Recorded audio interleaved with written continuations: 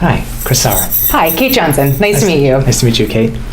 Chris, please tell me a little bit about yourself. Well, I'm currently finishing my Master's of Education program at Lake Erie College and working on transitioning from a Northeastern Ohioaner to being a member of the Jacksonville area community. Why the move? Well, my wife's job is moving down south, and I'm coming along with her. It's very noble and admirable about you at the same time. Mm-hmm. How did you hear about the position open with our company here at REI? Well, when I thought about the opportunity of changing locations and moving from one physical location to another, I thought about making a career move as well. And I was starting with my main interests and passions. And I love being outside, I love doing outdoor activities, and I love working with people. And I thought if I could use my experience as a teacher, helping people, and my interest in the outdoors together, that would be a good place to start a new career. And when I was looking online, I found REI's website and that there were positions available in the Jacksonville area, so I thought I would apply. Great. Well, you say you have an interest in outdoor activities, so this would be a great company for you to work at. That being said, what else do you know about our company? Well, I know you've been around for a long time, since the late 1930s, and what really caught my attention the most was the idea that it was started by people who had a passion for the outdoors and found a way to involve others in their experience. I like the idea too that your company is consistently ranked among the top 100 companies to work for by Fortune magazine, and I thought growing with a company that has that level of success would be a good place to be. Great. Why do you want this particular position here within our customer service department? Because I want to start in a position that allows me to learn everything about the company, from the very basic level of interacting with the customers all the way up throughout the sales process, the marketing process, and the production of goods and services. When I saw the opportunity for customer service, I thought it aligned very well with the skill set that I have, and also with some skills that I could bring to the company that might be unique. Can you tell me a little bit more about these skills that you would transfer from your previous line of work to our department here? Sure. In education, it's all about making the customer or student feel comfortable and helping them grow. I feel that within a company like REI, it's the same philosophy, getting a customer comfortable with the product and helping them grow as they advance in whatever sport they happen to be participating in. Why do you think that our company should hire you specifically amongst our pool of candidates that are interviewing for this position? Sure. I think one skill set that I have involves my background in education. Teachers are among the highest stressed professionals in the workplace, and REI offers a number of products that help alleviate stress by getting people outdoors.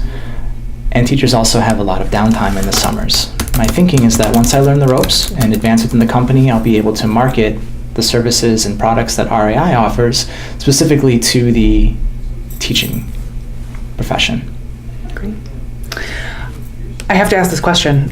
Given that you are making a career change here, especially with finishing a master's degree in education, if a position becomes available in your current field down here in the Jacksonville area, how do you approach being offered this job versus being offered a position in your field? And I'm asking that in the now and in the future. Sure, that's a great question. I'm not pursuing further educational opportunities within that profession. I feel like this customer service opportunity, the chance to work in a field that I enjoy as much as teaching, is a place that I could grow into long term. Great. So what I get out of teaching is working with people and helping people become a little bit better than they were when I first met them. And that skill translates very well into REI's mission. And so I don't anticipate leaving a successful career for something I've already done. I feel like this is a natural confluence of my two interests. Great. Chris, what would you identify as your greatest professional strengths? Well, I think patience is probably my greatest strength. That translates across the careers. Being able to listen to a student or customer's difficulty and help them overcome that difficulty with patience and compassion is my greatest strength. Would you consider any weaknesses that you have to be detrimental to the job? I think there's a risk when it comes to compassion. I think people can misinterpret compassion as being easy or willing to roll over, when it's important to understand that compassion is something that is earned and it's interactive. And I feel like if I establish clear boundaries with customers, clients, students, they understand that I am understanding, I am patient, I am kind, yet I'm also going to hold the people I interact with to a high standard. To date, what would you say is your greatest professional achievement? Personally, becoming a teacher, earning a master's degree, those have all been wonderful experiences for me. But the greatest achievement would have to be working with young people and helping them get a little bit better at communicating with the world around them. Chris, can you tell me about a challenge or a conflict that you've faced in the workplace and how you would deal with it? Sure. Within the education profession, there are challenges every day. You're dealing with hundreds of different personalities and interests and levels of enthusiasm. So being able to engage students with content in an enriching way is part of overcoming a conflict or difficulty. I think building professional relationships is another way to deal with conflicts, understanding where people come from. Prior to teaching, I was involved with a photography company, photographing events like weddings and bar mitzvahs and very, very important events in people's lives. And a lot of times conflicts would arise. So again, just like in teaching, overcoming those conflicts with patience and listening to the client or customer's needs is very important.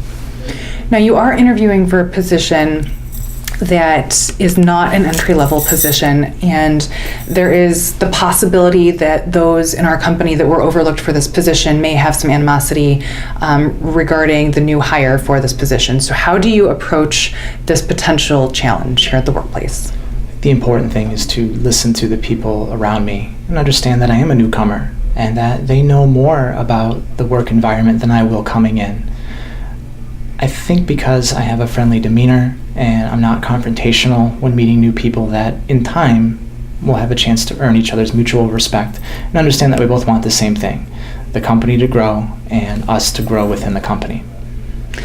Where do you see yourself in 5 years, specifically within our company?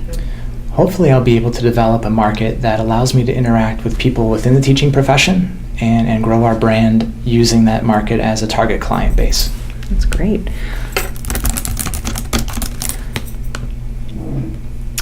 Are you interviewing currently with any other companies? And if so, what interests you about those particular companies as well?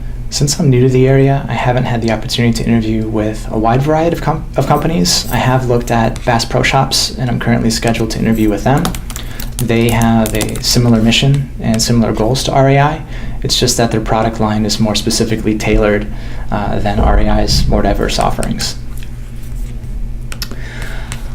We here at REI, it is being in customer service, there are aspects of your job that are going to be a little less active than I could expect you being in a teaching position where I assume you're on your feet more one-on-one, face-to-face with individuals. Do you prefer a specific type of work environment? Do you thrive in a variety of work environments? And what does this look like? Well, I thrive in a variety of work environments. I wouldn't expect to be sitting in a cubicle interacting with customers unless I'm handling a phone call, and that's fine, that's part of the job. But what I would expect is to be actively engaged with the customers who come into the store and helping show them the products that might best suit their needs and introducing them to products that they might not have considered before. So what I would expect to be up, moving around, and being consistently engaged with a customer or trying to find ways to improve what we offer to our customers. Great.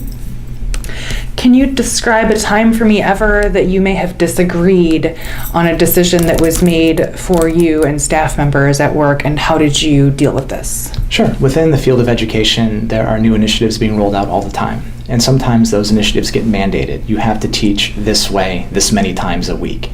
And when something like that happens, I think it's important to go back to what you know about your profession or your skill set and be able to provide research that supports why you do what you do. And I think when faced with a difficulty, again, it's important to do what the boss says, and it's important to also advocate for what might be best for the customer or student. All right, we're going to move on to some cognitive behavioral questions. And basically these questions are designed, they're not necessarily about your past, your experience, they're sort of out of the box questions. And so just do your best at answering them as we go through this. So if you were an animal, what would you be and why? That's a tough question. I think, considering the traits of my dog, if I had to be an animal, I would certainly want to be a domesticated dog. They just have that ability to love unconditionally. They're intensely loyal, and they just provide so many benefits to people. That's something I like to do in my life as a human too. Great. The next question, how many tennis balls can you fit into a limousine? Tennis balls in a limousine. Well, I guess to effectively answer that question, I would need some help. I would need to know what type of limousine, because if we're talking about a stretch SUV, that's a much larger volume than a smaller limousine. Are we talking 2-door, 4-door? I also don't know what's in the limousine already. Are there people in there, or is it empty? Once I had those questions answered, I would have to do some calculations about the size of a tennis ball, how much area or how much volume it takes up, calculate the inside of the limousine, and then make sure the math works out. I could get that answer to you, I just can't do it off the top of my head. Great. Let me ask this final question. Do you have any questions for us? Well, I mentioned a couple times about being interested in helping grow a market for REI. I'm just curious, as a new employee or someone starting out on the lower level, how open is upper management to hearing the ideas of an employee? We do try to have monthly meetings where we meet with a variety of employees at random. So these aren't things that are necessarily scheduled regularly. They're very semi-annual. They're very informal. We do like to hear our employees' opinions about our products especially, and about marketing. One thing that we don't necessarily do is the lower level positions that are dealing maybe with collections or the intake and distribution of customer service calls. We don't necessarily talk to that group of employees very often, but I'd be very interested to hear your opinions on that, should you be hired for the position, and maybe ways that we could do better as well by reaching a larger group of our employees to benefit our company. Okay, and then last question from me. What, from your perspective, is the best part about working for REI? I think the work atmosphere with our company is very welcoming, and even in my position and somewhat upper management, those that I work for that are above me, we're very good to our employees. And I think because of the treatment of our employees, we retain employment. It's very easy for us to get things done because people want to do their jobs. I have worked myself in positions where I've worked underneath people who were more tyrannical in nature, and it's very difficult to want to do more and go above and beyond what you need to do in those situations. So I believe that that's the number one benefit of working in our particular company, is the atmosphere itself. Great. Thank you so much for your time, Kate. I appreciate it. Thank you so much. Take care.